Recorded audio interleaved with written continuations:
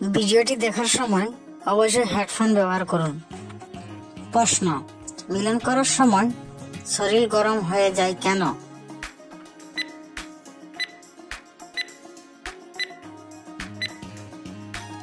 উত্তর, তখন আমাদের শরীরের সব অঙ্গ কাজ করা শুরু করে, রক্তের প্রবাহ বেড়ে যায়, এর জন্য শরীর গরম হয়ে যায়। প্রশ্ন, কোন সময় মিলন করলে তাড়াতাড়ি যৌনরস বের হয় না?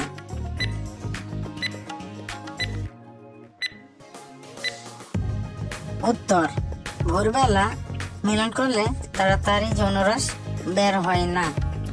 প্রশ্ন, প্রতিদিন কি খেলে শরীরের চর্বি কমে?